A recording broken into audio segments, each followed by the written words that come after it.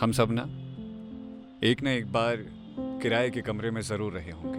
Hello hi, मेरा नाम पंकज जीना है और अनिल कार्की ने बेहद खूबसूरती से लिखा है किराए के कमरे के बारे में। नैनीताल में जब कभी वो रहे होंगे तो एक किराए का कमरा उनका ठिकाना रहा होगा, तो उसी पर वो लिखते हैं कि किराए का कमरा, सीलन की तरह दीवारों पर अटका रहेगा मेरा जीवन यहाँ। किसने कहा है निर्जीव चीज़ें होती हैं कुछ अलग। मेरा कमरा मेरी स्मृतियों में बिजली सा कौंधेगा, मैं तड़पूंगा इसके लिए। तुमसे बिछड़ना गोया अपने ही एकांत से बिछड़ना है।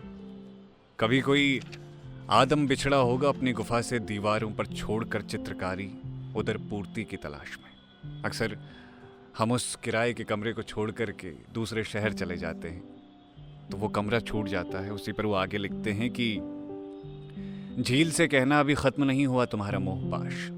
जब कभी आप नैनीताल शहर में जाएंगे तो आप पाएंगे कि उस झील के साथ कुछ ऐसी खूबसूरती है कि उसके किनारे किनारे आप कितना भी वक्त गुजारते हैं, आपको वक्त गुजरता हुआ नज़र ही नहीं आएगा। तो कहते हैं कि झील से कहना अभी ख़त्म नहीं हुआ तुम्हारा मोह पाश, जंगलों से कहना अभी तो तुम्हारे हज़ारों रंग बाकी हैं देखने। डांट से कहना हो सके तो किसी दिन बहने देना झील को, खुद तुम खुले रहना मेरे प्यारे कमरे।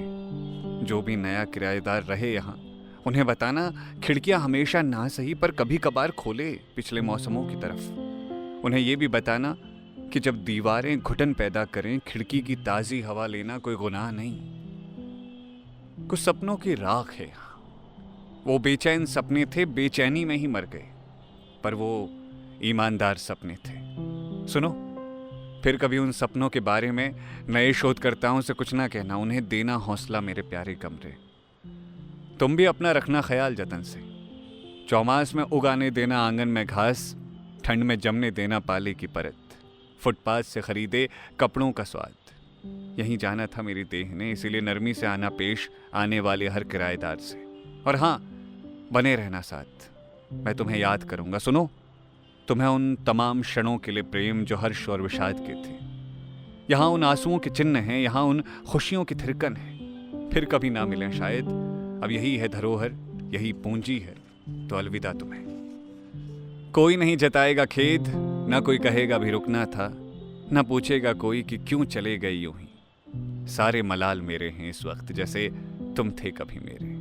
और अब अपने एकांत से विदा का ये समय उतना ही अकेला करता है मुझे, जितनी अकेली होती है बरसातों में जी।